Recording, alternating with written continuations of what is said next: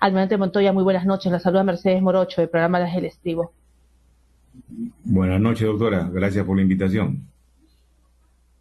Gracias a usted por atender la noche. Almirante, queremos preguntarle, porque no el actual gobierno de Pedro Castillo no deja a veces de sorprendernos. Entendemos que el presidente de la República no puede estar pues en todos los puestos del Estado, pero el último tema ha sido justamente este nombramiento de Daniel Salaverry como flamante presidente de Perú Petro, y bueno, se dice que no tiene pues esta fórmula necesaria para estar en hidrocarburos.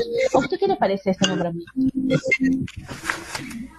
Bueno, ese es un nombramiento que está dentro del estándar del presidente, siempre se equivoca, ¿no? Ha nombrado a una persona no idónea para el puesto, no tiene experiencia en el tema.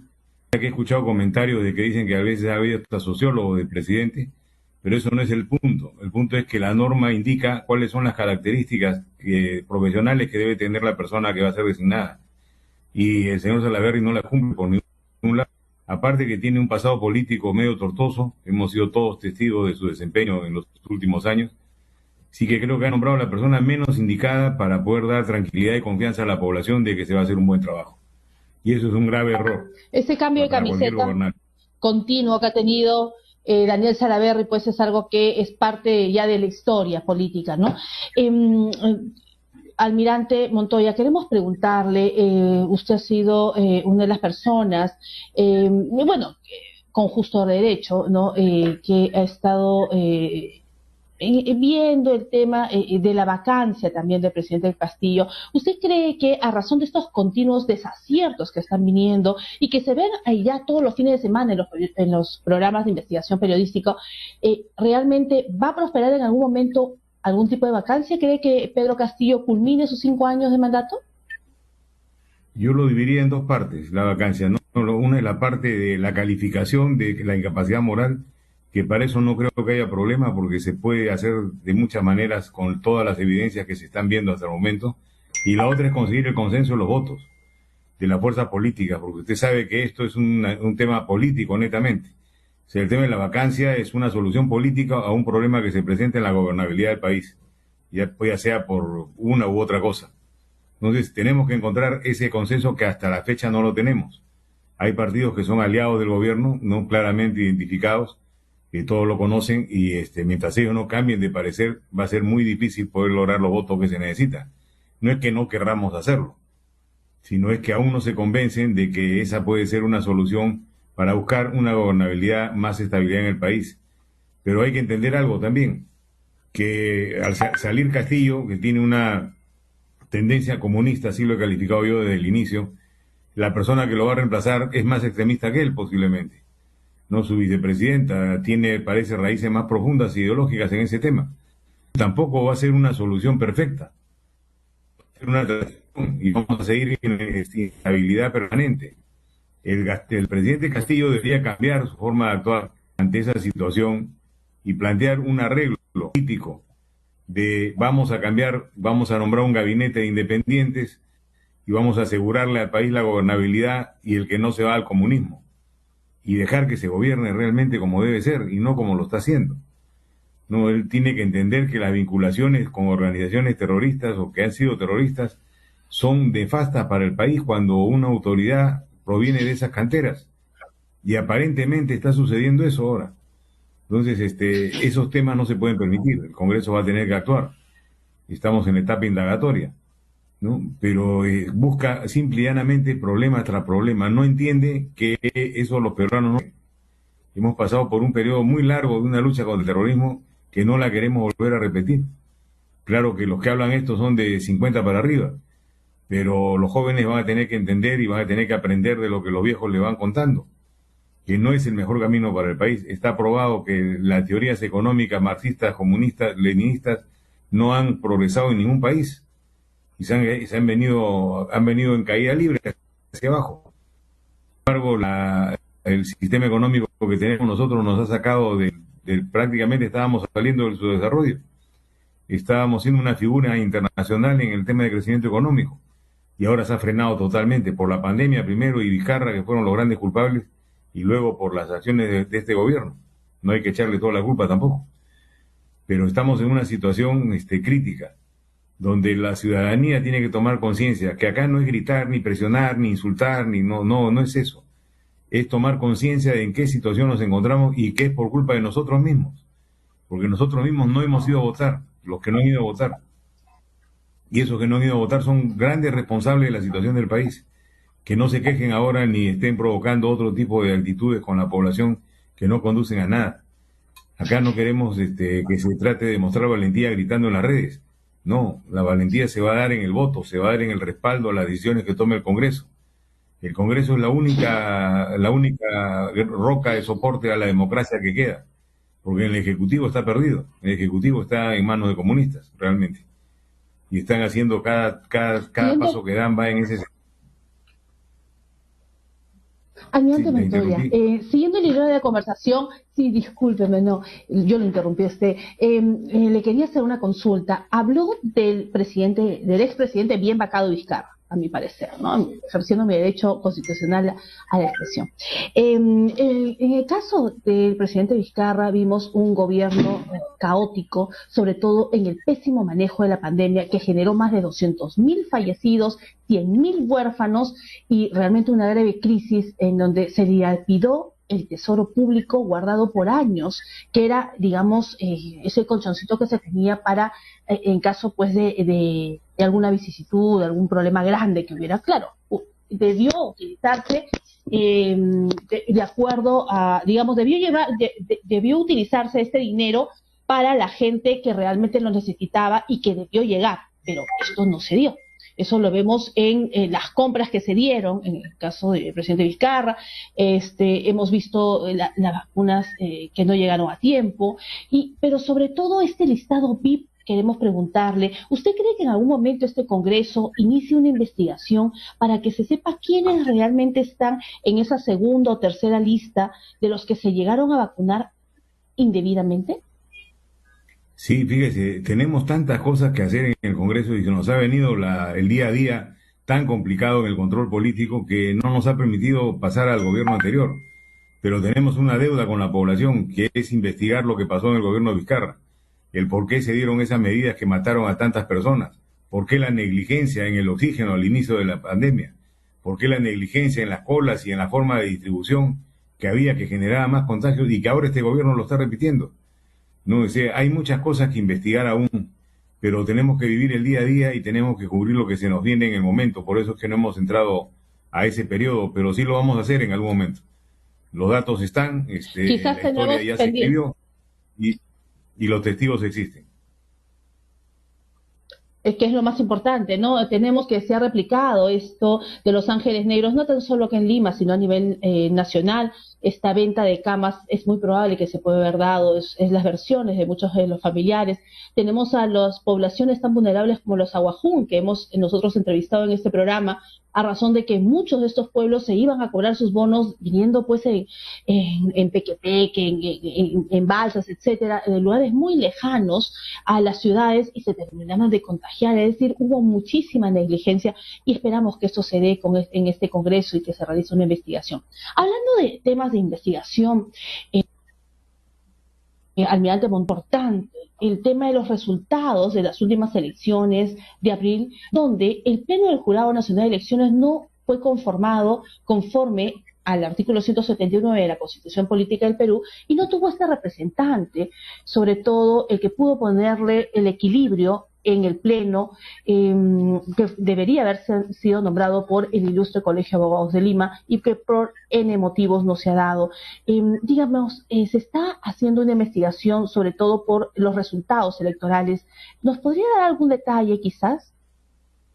Sí, bueno, como sabe usted, la comisión trabaja de manera reservada. No hemos dado conferencia de prensa, no damos noticia de lo que hacemos exactamente porque queremos mantener la reserva del caso para poder trabajar tranquilos. Pero estamos analizando en varios ejes. El primer eje es ver si hubo fraude realmente en alguna etapa del proceso electoral. El otro tema es ver si se usaron los recursos de manera adecuada y si las personas que se contrataron para este fin estuvieron con los requisitos que tenían que considerarse. Y la tercera es la reestructuración del sistema electoral peruano, las recomendaciones que vamos a dar para corregirlo. Y también falta lo más importante, si es que alguna autoridad cometió algún delito, algún ilícito, o por su negligencia se generaron un problema, también resaltarlo, señalarlo y derivarlo a quien corresponda. O sea, tenemos un trabajo bien complejo y arduo, y es de mucha información, o sea, nos demanda bastante tiempo, porque estamos revisando las actas para decirle algo, los padrones electorales, y luego la organización de cada una de las organizaciones electorales, y los motivos por los cuales no se completó el consejo. O sea, estamos en un proceso de análisis completo que cuando terminemos va a ser informado a la población con todo detalle. Entendemos que es un tema reservado, pero le agradecemos realmente los detalles que nos da. Algo importante también es lo que ha salido el día de hoy sobre la sentencia, y queremos preguntarle su parecer, ¿no? La sentencia a este periodista Christopher Acosta por el 30 juzgado liquidador penal sobre el libro que escribió Christopher Acosta, que es Plata como cancha, esta querella que ha sido ganado por César Acuña y que es una sentencia por 2 años de prisión preventiva suspendida y 400.000 soles de reparación civil. ¿Qué opinión le amerita? Fíjese, no conozco el tema de detalle porque no he leído el libro, no sé de qué trata ni de qué lo acusan realmente, pero, o sea, criticando la sentencia en sí, cuando se hace tema judicial, un tema de investigación periodística o de información o que tenga que ver con la libertad de prensa, las sentencias deben ser dadas muy cuidadosamente, porque no se puede coartar la libertad de expresión bajo ningún punto de vista.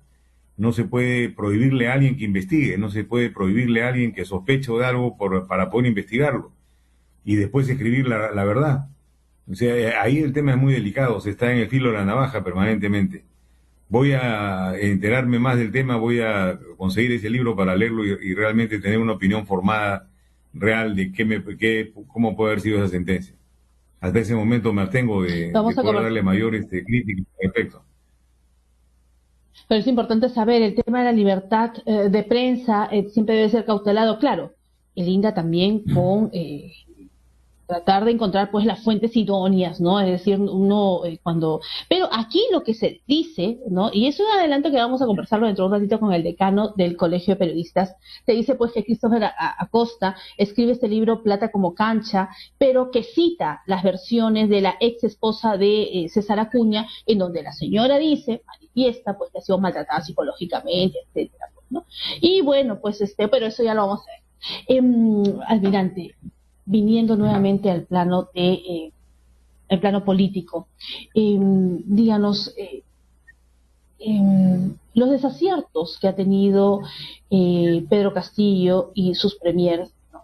Al nombrar ministros que han tenido y que están siendo muy cuestionados justamente por diversos temas, ¿no? Y que los vemos en los programas periodísticos los fines de semana, que es a la final de los que nos marcan la pauta en todo lo que viene a ser la investigación netamente hasta de la Contraloría, del Congreso, del Ministerio Público, etcétera. ¿Usted cree que cuál cree que debería de ser el papel de la señora de la fiscal de la Nación, Zoraida Ábalos, en torno a estas investigaciones? ¿Usted cree que es el papel más correcto que está llevando a cabo? No, fíjese, voy a empezar primero con algo que se me quedó en la pregunta anterior para recalcarlo. La libertad de prensa es la piedra fundamental de la democracia. Es el soporte de la democracia. Sin libertad de prensa, sin libertad de expresión, sin capacidad de investigar periodísticamente, la democracia tendría una gran falla, porque normalmente son estas investigaciones las que nos hacen ver qué actos políticos se están llevando a cabo de alguna manera no adecuada. Eso para terminar el punto anterior. Ahora, de lo que me pregunta usted, la situación política es una situación compleja, los errores de Castillo son grandes errores, el nombramiento de los ministros que consideramos idóneos, no idóneos, perdón, no, yo le puse el nombre de impresentables en una primera etapa, porque realmente uno leía su currículum y no tenía nada que hacer, o sea, hubiera sido el último que hubiera escogido, y si no quedaba nadie presente.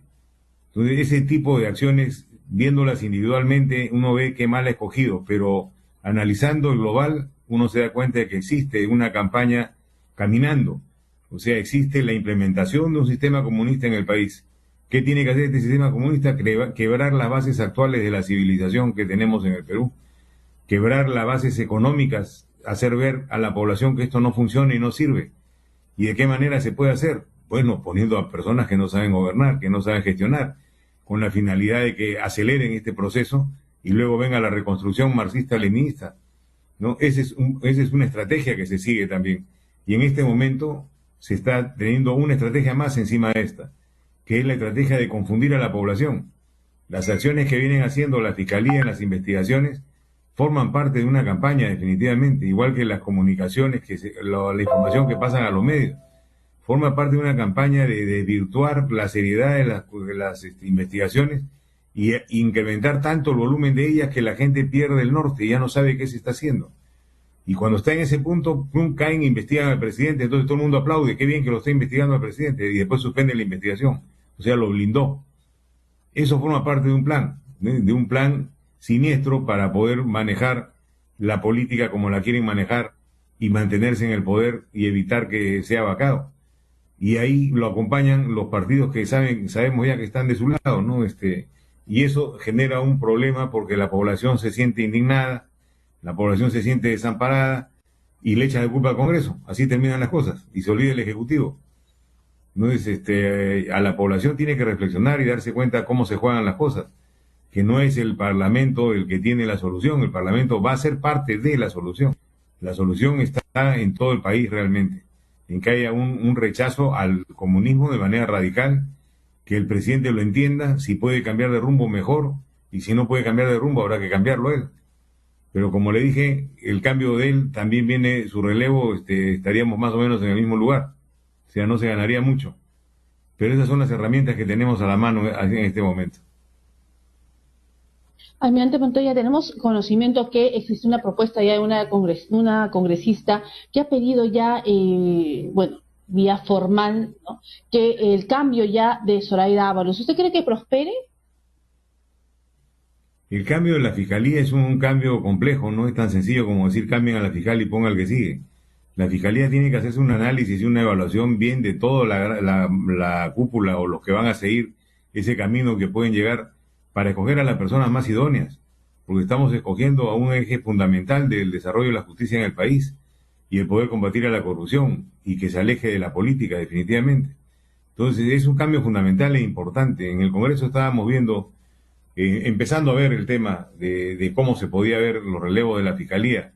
Toda medida apresurada en estas cosas, que se trata de personas que hay que aprender a conocerlas primero, saber cuáles son sus currículos, cuáles son su trayectoria de vida, para poder tomar decisiones.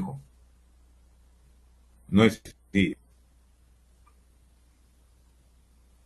Almirante Montoya, ¿usted cree que la finalidad de una u otra manera de esta fuerza política del gobierno es cerrar el Congreso? Es decir, presentar gabinetes que de una u otra manera no estén debidamente conformados con sus ministros y que sean escándalos tras escándalos y que al fin y al cabo pues con ello pues no se genere votos de confianza en algún momento y se cierre el Congreso? ¿Eso No sería un vamos a plan permitir que orquestado del suceda gobierno? eso. No, no vamos a permitir eso de ninguna manera. No, de darse el caso lo impediríamos, porque no pueden ir contra la democracia, ni buscar subterfugios para hacerlo. Eso no va a convertirse esto en otro Vizcarra y en otro golpe desde el Ejecutivo al Congreso, porque no lo vamos a permitir, de ninguna manera. Ya veremos la forma de evitarlo en su momento. Algo importante también, o una pieza fundamental de la democracia, es el Tribunal Constitucional, que tiene sus miembros con mandatos vencidos. ¿Cree que en este año se pueda de una vez subsanar ese tema? Sí, de todas maneras, yo creo que antes de abril lo tenemos listo. Se está trabajando con una buena velocidad, con bastante empeño y empuje, y considero de que para abril podríamos tener ya los relevos hechos. Importante. Almirante Montoya, le agradecemos mucho la participación en el programa y lo comprometemos para una próxima oportunidad para hacer este tema de los análisis de la coyuntura nacional y cómo van las investigaciones, que es tan importante que el Congreso realice esta labor de investigación, esta labor justamente vigilante, ¿no? Sobre todo y de representación del pueblo peruano. Muchas gracias, doctora, por la invitación. Estamos a su disposición para cuando gusten. Gracias, muy buenas noches. Ha sido el almirante Montoya, actual congresista de la República, para ver los temas de la coyuntura nacional. Muy bien, muy directo y nos parece muy bien.